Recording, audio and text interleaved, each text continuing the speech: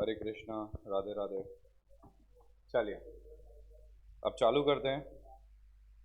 सबसे पहले तो मुझे ये बताओ कि अपन लोग कहाँ पे हैं, कहाँ से चालू करना है। कल आप लोग का क्लास रहेगा, ठीक है? तो लॉ का रखेंगे। मेरी बात सुनो, मैं बताता हूँ, शायद 12 बजे के बाद से रखेंगे, क्योंकि मेरे हिसाब से 12 बजे तक अकाउंट का क्लास रहेगा। तो उसके बाद रखेंगे 12:30 के राउंड से, ब्रेक दे के बाद। अच्छा अब मेरी बात सुनो। हाँ, बात कर लूँगा मैं अभी, ठीक है? जो भी टाइम निकल के आता है वो रख लेंगे। सुनो, अरे मेरे को बोलने का मौका दो प्लीज। ठीक है, 2-3 घंटे का क्लास रखेंगे और लॉ का रखेंगे, क्योंकि करंटली जो अपना लॉ चल रहा है उसके अंदर अपन ऑडिट वाला पोर्शन भी कर ही रहे हैं, आपको पता ही है। ठीक है, तो लॉ के साथ अपन ऑडिट वाला पोर्शन चला ही रहे हैं। तो मेरे को लगता नहीं है कि ऐसे कोई दिक्कत है। तो ऑडिट की ऑलरेडी 2 घंटे की क्लास डेली की लगा रखी है अभी फिलहाल के लिए। तो एक बार लॉ के ऊपर स्ट्रेस डाल के इसको थोड़ा सा कम कर लेते हैं, ठीक है? तो मेरे हिसाब से कल अगर अपन लॉ का क्लास रखते हैं ना, तो आपका ये कंप्लीट हो जाएगा, पूरा this chapter. Contract act, contract act में अपना प्लेज बचा है और लास्ट ही लास्ट। हाँ, लास्ट यूनिट बची हुई है, बाकी बेलमेंट तक तो पूरा हो गया था जहाँ तक याद है। देख लेंगे, जो भी बचा है वो कंप्लीट कर लेंगे, ठीक है? एक बार बेलमेंट पूरा रिवाइज करा दूंगा, फिर चालू करेंगे आगे। तो कोई दिक्कत नहीं है, 5-10 मिनट रिवाइज कर लेंगे, फिर वील कंटिन्यू इट। ठीक है, तो कल ये पोर्शन पूरा अपना कंप्लीट होने की कोशिश करेंगे कि कल पूरा खत्म हो जाए। तो कल क्या कॉन्ट्रैक्ट एक्ट खत्म हो जाएगा, तो आपके अदर एक्ट में 2 चैप्टर कंप्लीट हो जाएंगे। ऑडिट में अपने 2 चैप्टर अभी चल ही रहे हैं। एक चैप्टर अपना इस बैच में चल रहा है, इस क्लास में चल रहा है, एक अपना एक तरीके से उसमें चल रहा है। फिर अकाउंट्स उठा लूंगा, एक चैप्टर है अकाउंट्स, ऑडिट एंड अकाउंट्स। तो ऑडिट खत्म करके फिर अकाउंट्स चालू कर दूंगा, तो अकाउंट्स भी क्या है, दोनों में खत्म हो जाएगा ना एक तरीके से। तो ऑडिट का क्या है, ये बुक खत्म, फ्री। एक बुक से आप फ्री हो जाओगे करीब करीब, फिर एक चैप्टर बचेगा, ऑडिट की एक बुक कंप्लीट हो जाएगी। ठीक है, और उधर से फिर अपन क्या करेंगे, लॉ ऑलमोस्ट अपना कंप्लीट होने के कगार पे आ जाएगा। 2 चैप्टर बचेंगे अपने उसमें, ठीक है? और 2-3 चैप्टर अपने फर्स्ट बुक में बचेंगे, तो खत्म हो जाएगा। मतलब this month you will be free from law. Law तो आपका फ्री हो जाएगा, ठीक है?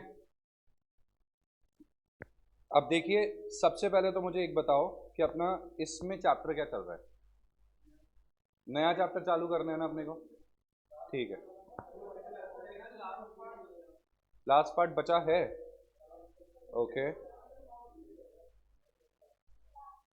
देख लेते हैं, देख लेते हैं। Audit of items of financial statements, इसके अंदर अपना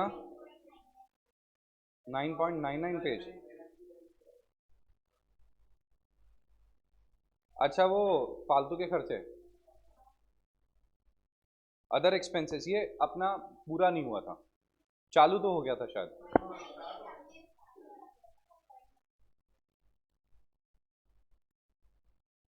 ठीक है,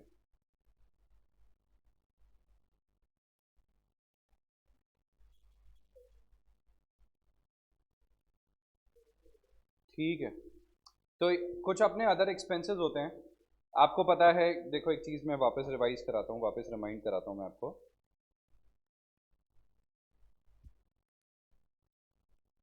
एपिक पेन उधर दिख रहा है क्या? नहीं दिख गया, आ गया। देखिए समझिए, बिजनेस के अंदर जब हम बात करते हैं बिजनेस के बारे में, तो जैसे अपन बैलेंस शीट बनाते हैं कंपनी की, दिख रही है? नहीं दिख रही, यहाँ दिख रही है, यहाँ ढंग से दिख रही है।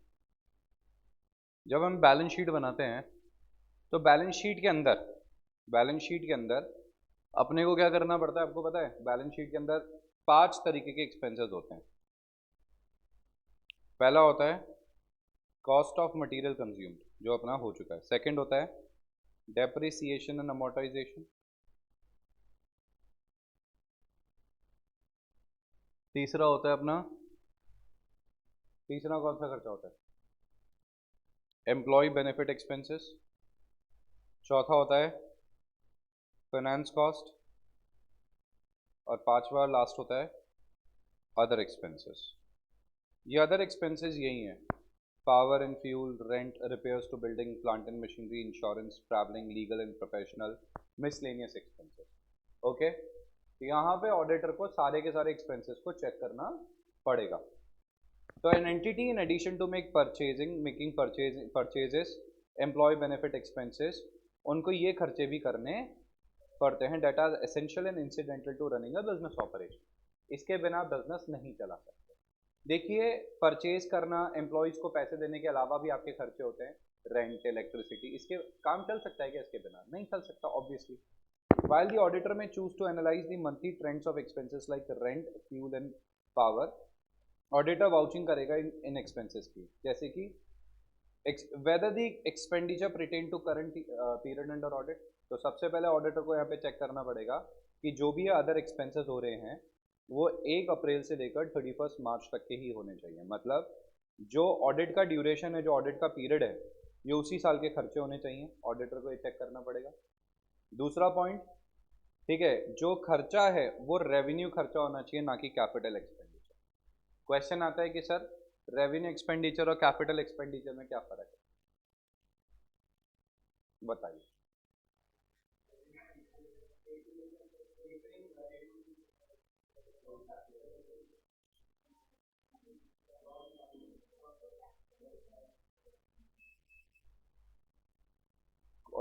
कुछ और बताना चाहेंगे इसके बारे में आप? क्या?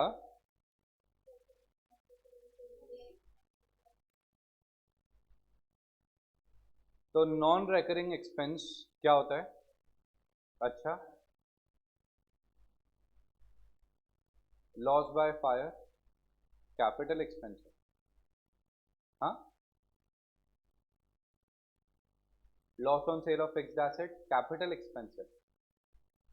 दिखाते तो एसपीएल के अंदर ही है, पीएनएल अकाउंट के अंदर ही है। फिर रोज रोज भी नहीं करते, रोज रोज होता भी नहीं है। ऐसा रोज रोज होता है क्या? लॉस बाय फायर, ओ आग, आग तो लगती रहती है हमारे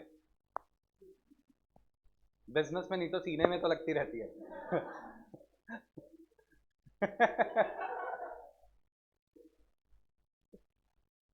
कभी कभी ज्यादा मिर्ची वाले खाने से भी पेट में भी लगती है। आग का तो क्या है ऐसा? हाँ, ये आग से मेरा कोई रिश्ता है?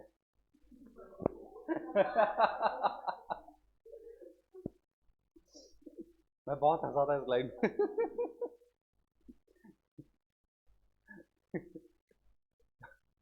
चलो, तो भैया ये सब मैं आपको बता देता हूँ। कैपिटल एक्सपेंडिचर आप लोगों ने कुछ कुछ तो सही कहा था। रेवेन्यू एक्सपेंडिचर उसी साल के लिए प्रिटेन करता है, कैपिटल एक्सपेंडिचर आपको बेनिफिट प्रोवाइड करता है कई सालों तक।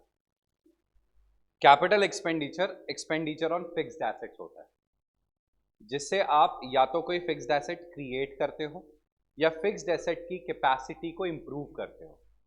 तो एनी एक्सपेंडिचर, कोई भी ऐसा एक्सपेंस जो आपने फिक्स्ड एसेट की कैपेसिटी को इंप्रूव करने के लिए किया है, ठीक है, जिससे उसका पोटेंशियल इंक्रीज हो सके, ठीक है, फिक्स्ड एसेट की अर्निंग कैपेसिटी इंक्रीज हो सके, तो इस तरीके के खर्चों को कैपिटल एक्सपेंडिचर कहा जाता है। जैसे कि construction of building, purchase of plant and machinery, ठीक है, फर्नीचर, ये सब क्या है? ये सब अपने कैपिटल एक्सपेंडिचर है। रेवेन्यू एक्सपेंडिचर आर बेसिकली जो कोई भी ऐसा खर्चा जो सिर्फ मेंटेनेंस के लिए किया जाता है, रनिंग कॉस्ट के लिए किया जाता है, करंट ईयर में बेनिफिट देता है, वो अपना रेवेन्यू एक्सपेंडिचर कहलाता है। ठीक है, जैसे कि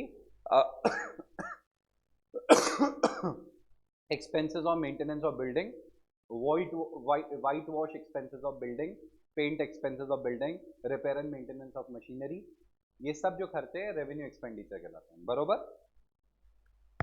रेवेन्यू एक्सपेंडिचर ही आना चाहिए आपके एसपीएल के अंदर, कैपिटल एक्सपेंडिचर नहीं आना चाहिए।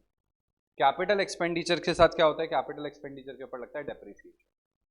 समझ आ गया क्या लगता है? डेप्रिसिएशन लगता है। Whether expenditure has a valid supporting documents like travel tickets, insurance policy, third party invoice. अब ये जो बोलता है खर्चों वर्चों के साथ एविडेंसेस लगा रखे कि नहीं लगा रखे, ठीक है। अब जैसे कंपनी है ना, उसने मुझे दिल्ली भेजा, दिल्ली के घटिया से होटल में रुकवाया, तो उनके पास इनवॉइस होगा उसका, है। फिर मैं उस होटल से निकल के दूसरी होटल में चला गया, तो मैंने इनवॉइस कंपनी को भेजा कि नहीं भेजा?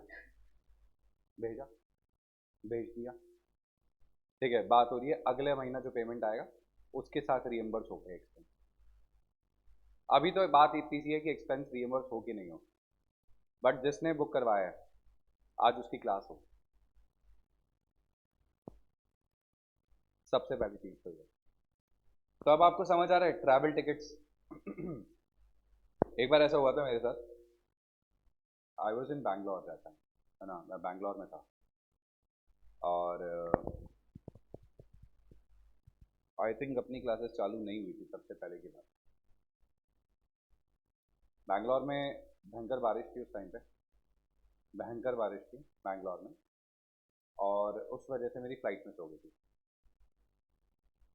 उस वजह से I miss my flight.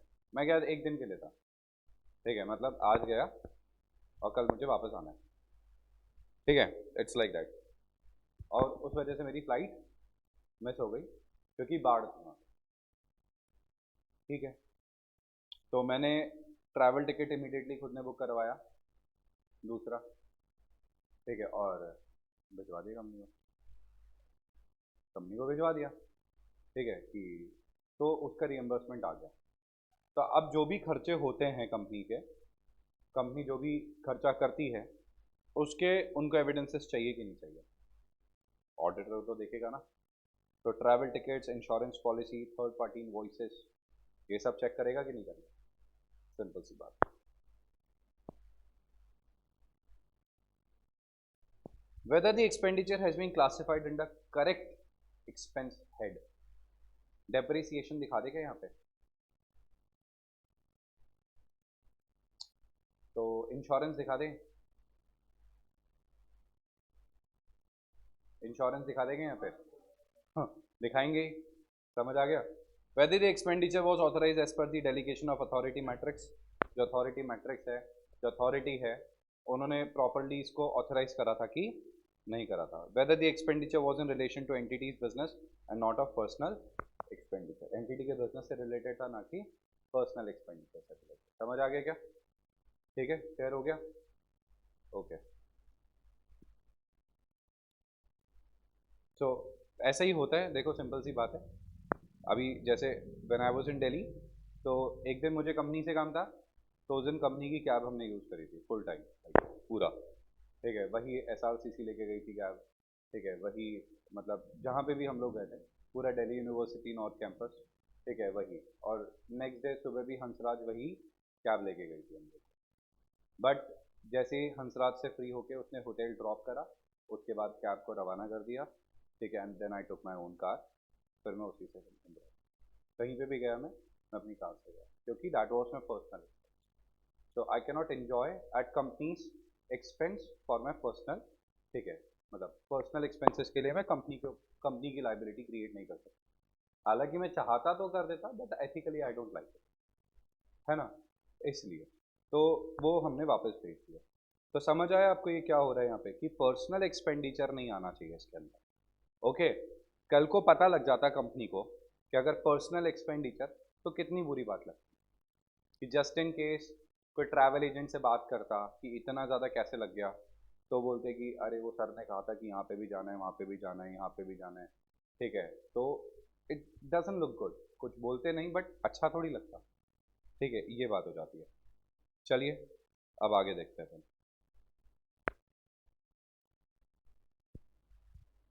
Brief description देखते हैं और ऑडिट प्रोसीजर देखते हैं। Recorded other expenses were actually incurred during the period, ठीक है। Other expenses pertaining to the period have been proper recorded appropriately and there is no understatement or overstatement and other expenses have been measured appropriately। अब देखिए ये सब है ना, ये एक पॉइंट, पहला पॉइंट क्या है, recorded other expenses were actually incurred during the period. तो जो अदर एक्सपेंसेस है ना, कौन से, परचेज, डेप्रिसिएशन, एम्प्लॉय बेनिफिट के अलावा जो खर्चे हुए वो रिकॉर्ड करना, पहला point. Other expenses pertaining to the period have been recorded appropriately and there is no understatement or overstatement। तो जो अदर एक्सपेंसेस हुए वो हमने रिकॉर्ड कर लिए एप्रोप्रिएटली, ना तो ज़्यादा ओवर स्टेटेड होना चाहिए ना अंडर स्टेटेड होना चाहिए। तीसरा, other expenses have been measured appropriately, other expenses को आपने मेजर किया है अप्रोप्रिएटली। समझ आ गया क्या? ठीक है। अब इसके अंदर क्या है, इसके अंदर भाई साहब बहुत सारे खर्चे हैं, इंडिविजुअली एक एक खर्चा घुसा रखा है, कोई ज़रूरत नहीं है, आप खुद अपने मन से इसके बारे में लिख सकते हो। सबसे पहले रेंट। रेंट के अंदर क्या होगा, रेंट 12 महीने का होना चाहिए। अगर रेंट प्रीपेड है तो वो आपके एक्सपेंस में नहीं जाएगा, ठीक है, वो आपके एसेट में जाएगा। आउटस्टैंडिंग है तो आपके एक्सपेंस में जाना चाहिए, ठीक है, और उसको अप्रोप्रिएटली डिस्क्लोज करा जाएगा साथ में बैलेंस शीट के अंदर भी। समझ आ गया क्या? और आपका जो आउटस्टैंडिंग रेंट है वो आपके ऐड होना चाहिए रेंट के अंदर। क्लियर हो गया? समझ आ गया? ठीक है। अगर आपने कोई सिक्योरिटी डिपॉजिट दे रखा है तो सिक्योरिटी डिपॉजिट आपके एसेट में है, वो आपका रेंट का एक्सपेंस नहीं है। कोई दिक्कत? बोलो। ठीक है। Power and fuel expenses, power and fuel expenses के बिल्स वगैरह चेक कर लेंगे, ठीक है, मंथली वाइज इसका स्केड्यूल ऑब्टेन कर लेंगे, वेरीफाई कर लेंगे पूरे 12 महीने के एक्सपेंस है, ठीक है, चेक करेंगे कि मंथ वाइज कितना यूनिट्स कंज्यूम होता है पावर का, एप्लीकेबल रेट क्या है, और अर्थमेटिकल एक्यूरेसी चेक कर लेंगे। समझ आ गया क्या? ठीक है। और किसी मंथ में अगर कोई वेरिएशन आ रहा है तो उसके रीजंस को चेकआउट करेंगे।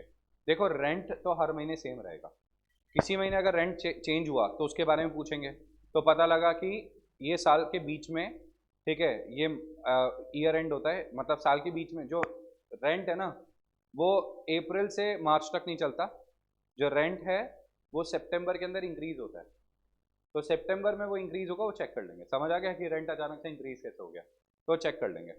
उसी तरीके से पावर एंड फ्यूल जो है, अगर किसी मंथ में बहुत ज़्यादा लग रहा है, कोई वेरिएशन आ रहा है मंथली एक्सपेंडिचर से या एवरेज एक्सपेंडिचर से, तो उसके रीजंस को फाइंड आउट करेंगे। तो पता लगा कि March, let suppose September, October, November and December, ये 4 महीने जो है ना वो हमारे पीक मंथ्स होते हैं। लेट से फॉर एग्जांपल हमारी आइसक्रीम की फैक्ट्री है, तो आइसक्रीम की फैक्ट्री है तो आइसक्रीम का प्रोडक्शन ज़्यादा कब होगा, सपोज गर्मियों में ज़्यादा होगा, तो गर्मियों का टाइम कब होता है, गर्मियों का टाइम होता है मतलब फेबररी से हमारी मशीन ज़्यादा चलती है, तो फेबररी, मार्च, अप्रैल, मई, जून, जुलाई, ठीक है, ये 6 महीने हम लोग का ज़्यादा काम चलता है। तो 6 महीने हमारा पावर कंजम्पशन कंपैरेटिवली काफ़ी ज़्यादा होता है, बाकी 6 महीने हमारा पावर कंजम्पशन कम होता है। तो ऑर्डर को जानना पड़ेगा कि काइंड का बिजनेस है कि सीजनल बिजनेस है क्या, कि उस हिसाब से वेरिएशन हो सकता है।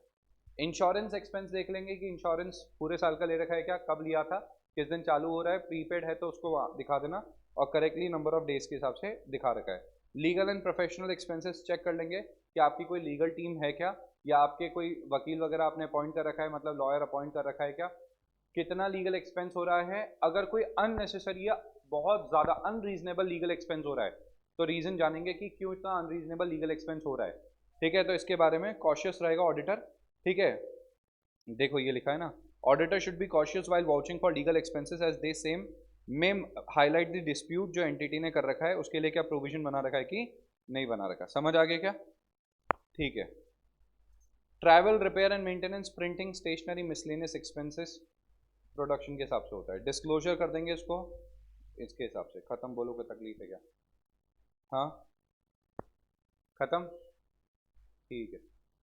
अब नोट्स के अंदर एक आता है CSR एक्टिविटी, CSR एक्टिविटी को अभी रख दो, ठीक है, CSR एक्टिविटी को रहने दो। CSR अपने को पूरा चैप्टर में पढ़ना है, ठीक है, डिटेल में पढ़ेंगे अकाउंट्स वाले चैप्टर में, ठीक है। सो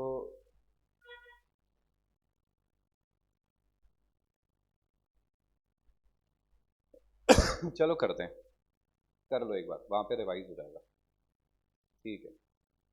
CSR, CSR किसके अंदर आता है? सेक्शन 135 के अंदर आता है। CSR एक्टिविटी सेक्शन 135 के अंदर कवर होती है, तो आपको देखना पड़ेगा CSR एक्टिविटी सेक्शन 135 के हिसाब से डिस्क्लोज है कि नहीं है। सबसे पहले तो कितना एक्सपेंडिचर किया, amount of expenditure, amount of required to be spend, सबसे पहले ऑडिटर देखेगा कितना पैसा खर्च करना है। तो CSR हम लोग यहाँ पे कैलकुलेशन करेंगे कि हमारा जो प्रॉफिट होता है उसका 2% हमें अलग करना पड़ता है, 3 साल के एवरेज प्रॉफिट का 2% हमें अलग करना पड़ता है CSR की एक्टिविटी के लिए। तो उस हिसाब से अमाउंट निकाल लो, कितना खर्चा किया, कितना शॉर्टफॉल हो गया, पिछले साल का शॉर्टफॉल क्या था, रीज़न क्या है, nature of CSR activities. Auditor को चेक करना है कि CSR के लिए हमने कोई CSR के लिए ट्रस्ट बनाया, कोई NGO बनाया, हमने उसको डोनेट कर दिया पैसा, या CSR का खर्चा कंपनी खुद कर रही है, खुद के फाउंडेशन से कर रही है, तो कंपनी इसको चेक करेगी। अब आप देखना कहीं पे भी चले जाओ, आपको दिखेगा Reliance foundation, Adani foundation, Tata foundation दिखेगा, वो पहले क्यों नहीं थे? क्योंकि पहले CSR कंपलसरी नहीं था। अभी CSR कंपलसरी हो गया ना, तो इनको लगता है क्योंकि CSR कंपलसरी हो चुका है तो हम ब्रांडिंग भी कर लेते हैं, इससे कंपनी को एक पॉजिटिव इमेज भी मिलेगी, पॉजिटिव PR भी मिलेगा कंपनी को। तो खर्चा तो करना जरूरी है, मतलब तुम्हें तो काम करना पड़ेगा, बट तुम उस काम को अगर शो ऑफ कर दो तो तुम्हारी तारीफ हो जाए। समझ रहे हो क्या? हाँ या नहीं? समझ आया? अब जैसे हम सबको कोर्स पूरा कराना है, हम उसको देखो तुम्हारा कोर्स हमने करा दिया, ये कर दिया। अरे तो सर ये आपकी ड्यूटी है, इसमें क्या तारीफें बटोर रहे हो? ये तो आपको करना ही है।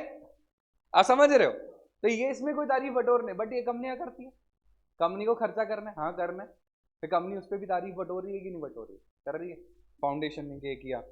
रिलेटेड पार्टी ट्रांजैक्शन चेक कर लेंगे कि जो ये ट्रांजैक्शन है वो रिलेटेड पार्टी के हिसाब से, रिलेटेड पार्टी को तो नहीं कर रखे, पता लगे कि भाई साहब यहाँ पे कंपनी पैसा अपने रिलेटेड पार्टी को देके वहां से ही बचाने की कोशिश कर रही है।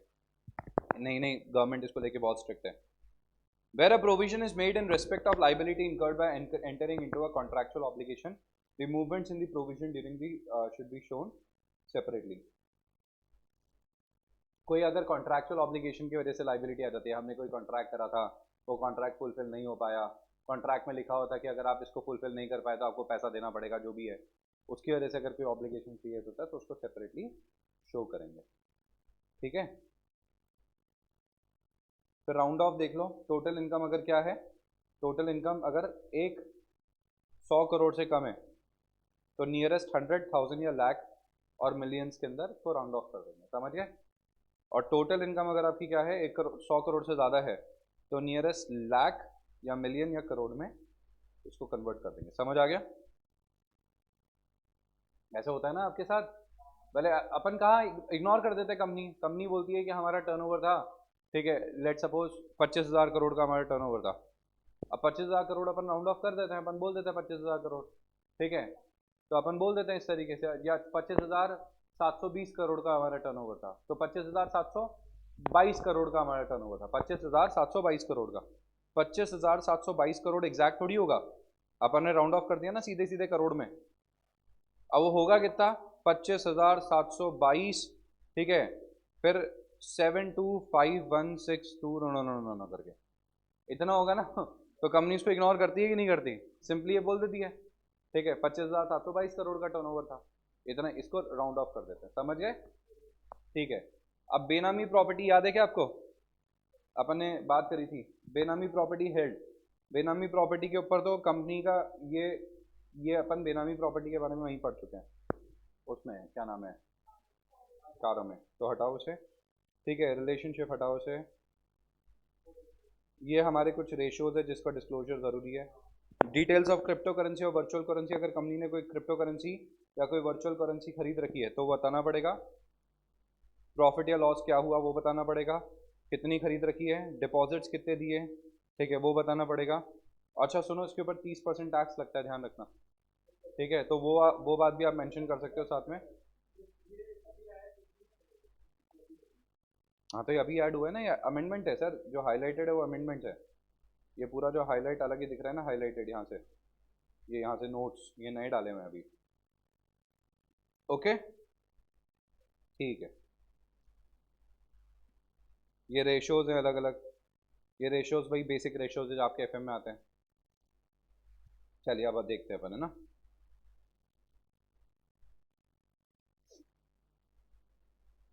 चैप्टर खत्म, एक सेकंड, रेवेन्यू एक्सपेंडिचर करेक्ट।